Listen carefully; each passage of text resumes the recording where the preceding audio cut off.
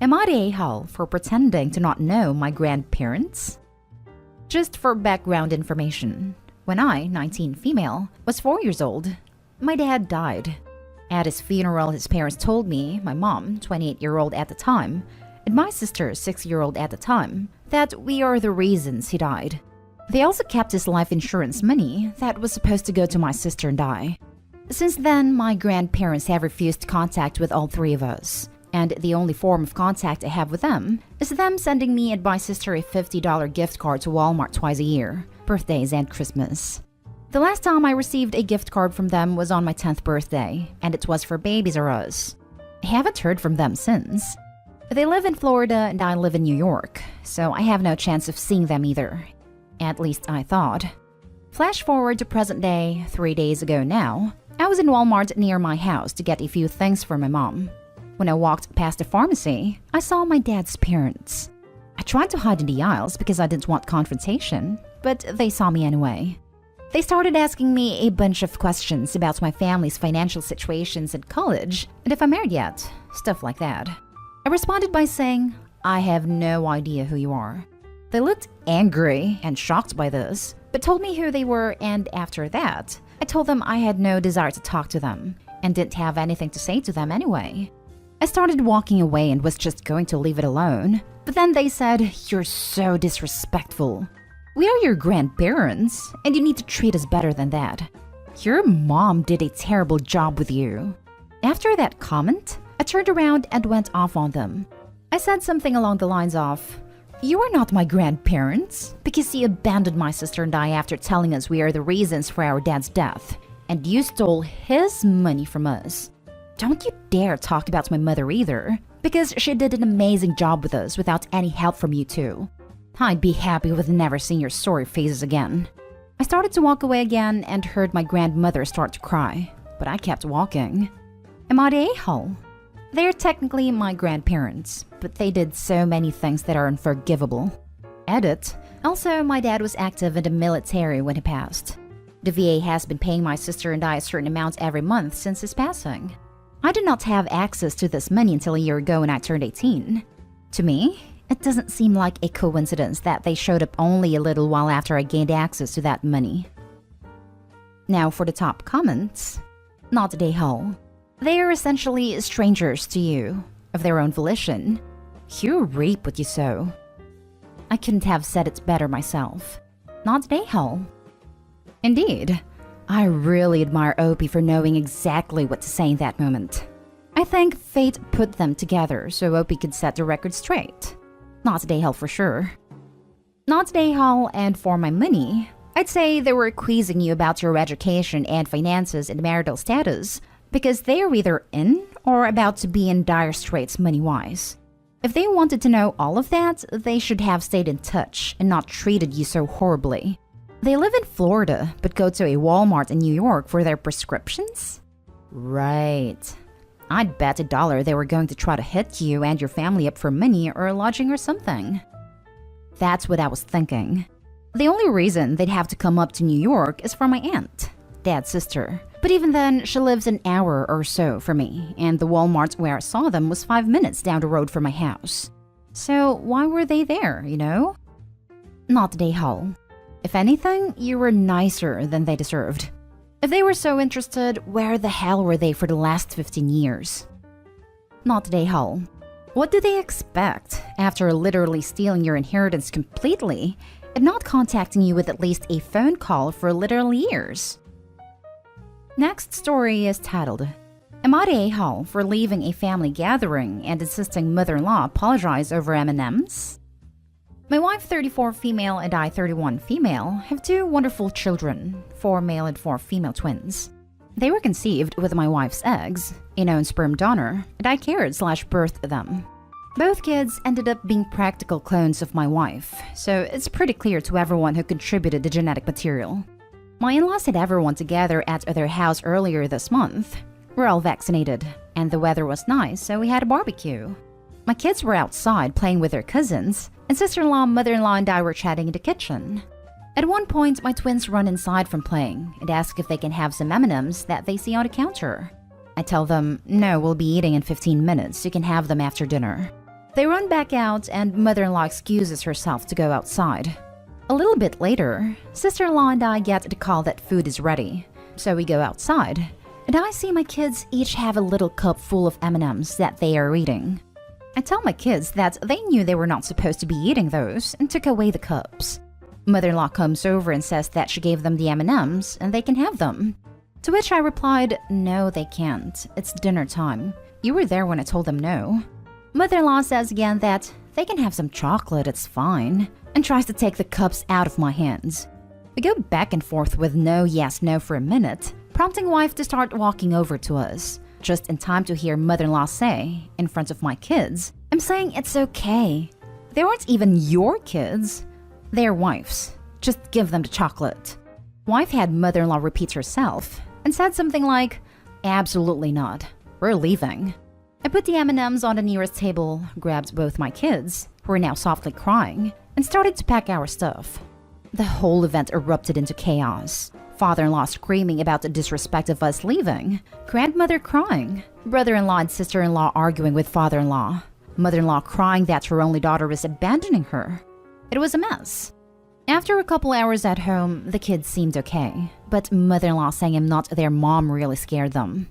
Wife spent about 4 hours on rotating phone calls with all of her family, from father-in-law screaming at her, mother-in-law crying over how it took her grandkids away over M&Ms, and made her out to be a bad grandma, brother-in-law trying to get into drama, grandmother depressed saying she would die without seeing her great-grandkids again.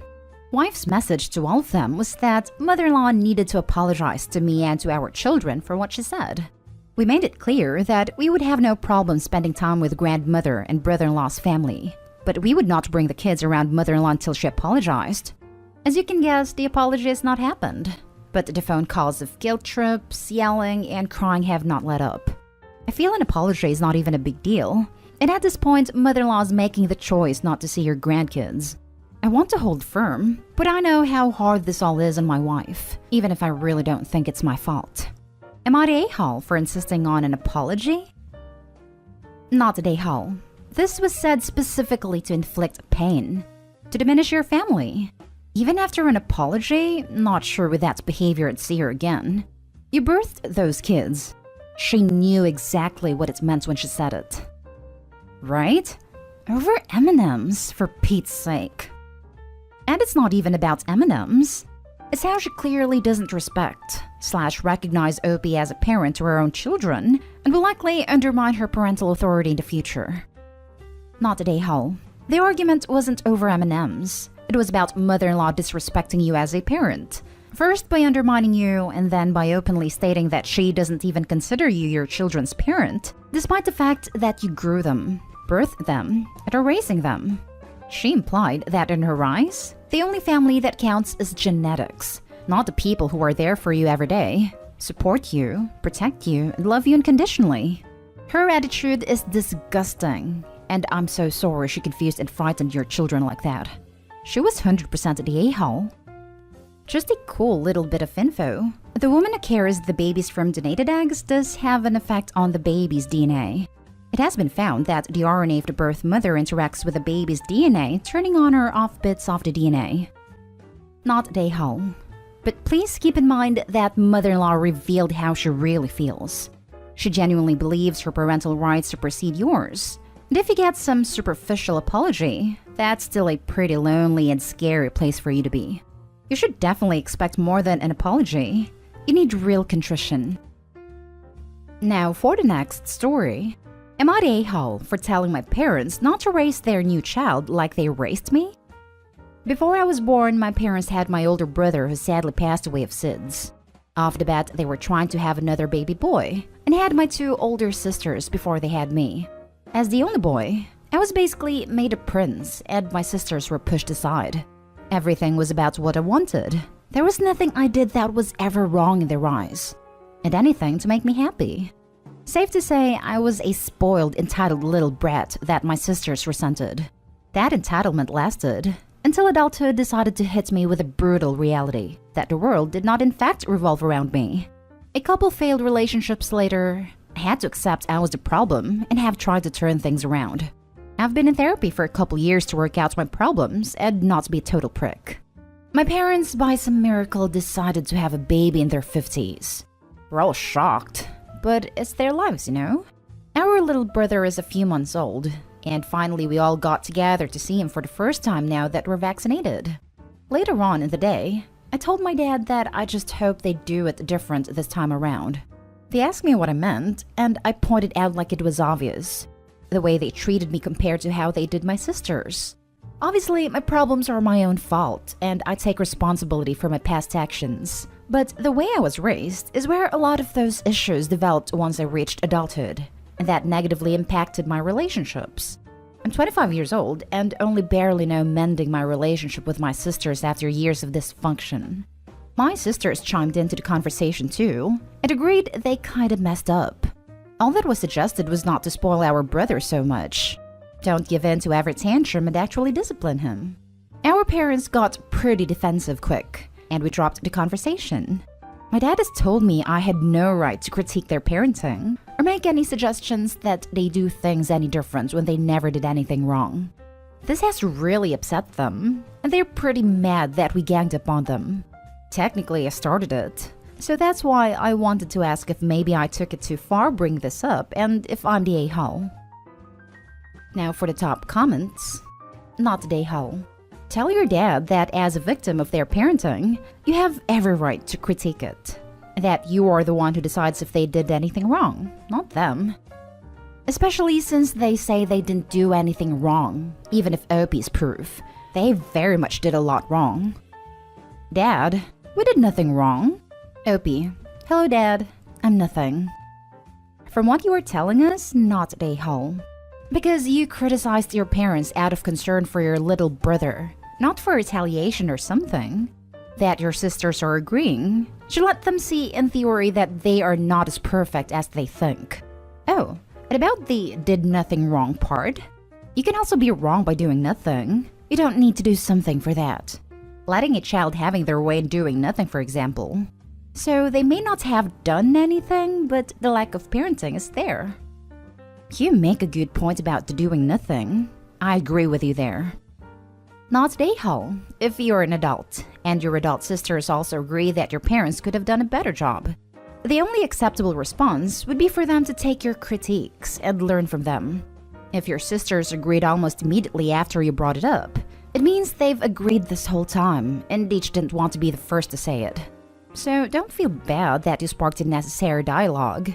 And this is about the well-being and humanity of a newborn child, so you have every right to not want your baby brother to have the same problems you did, and every right to voice concerns based on your lived experiences.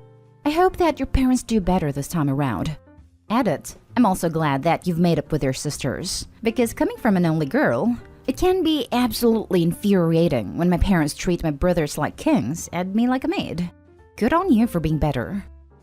I sure hope so. Obviously, not every single problem we develop later on in life is our parents' fault, but taking all this time to think back to our childhoods, there really was a lot of dysfunction, and I'd rather not end up with the same issues I've tried to overcome. Last story is titled, Am I the a-hole for exposing my parents' lies and damaging their reputation? I, 21 male, have a strained relationship with my parents. They are involved in pretty much every social event / circle in our city, be it church, school, clubs, etc. For them, what other people think is the most important thing. For that, they will lie about pretty much any bad thing that could potentially tarnish their standing, and have forced my sister, 24 female, and I to behave in certain ways or follow specific rules. Some examples. My sister and I were not allowed to play with certain kids in our school or neighborhood because their parents were in trade rather than academics. My parents forced me to stop talking to a really close friend in middle school because his parents got divorced. When I got caught smoking in high school, my parents made up a distant uncle with substance problems and told everyone he influenced me. My sister came home one day introducing her Spanish boyfriend to my parents. They didn't like that, so they told everyone the boyfriend is an exchange student that we are housing. My mother once made up a bunch of stuff about a neighboring couple.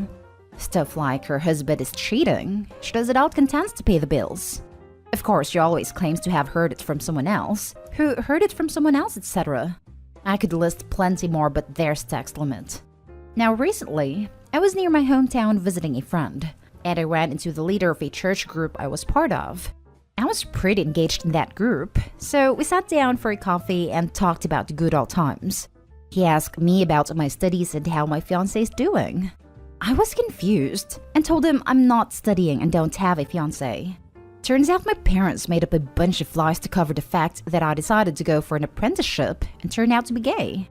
One thing led to another, and together we went over a lot of incidences and stories from the past, with me exposing more and more lies. The results could be seen a few days later. My parents called me very angrily, asked me how could I do this to them. You ruined our lives. We can never talk to the neighbors again. I told them their entire reputation is built on lies and spreading rumors, that it is disgusting they even call themselves Christians at this point, and that I'm done being part of their little scheme. My sister later called me after Mom called her in tears. She's torn. On one side, she gets me, as she already got minimal contact with my parents. On the other hand, it solved nothing but hurt my parents. Sounds like you didn't even know that you were exposing them until it was too late. Someone asks a question about your life, and you answered. It's your fault your parents didn't tell you what to say. A joke. Not today, Hull.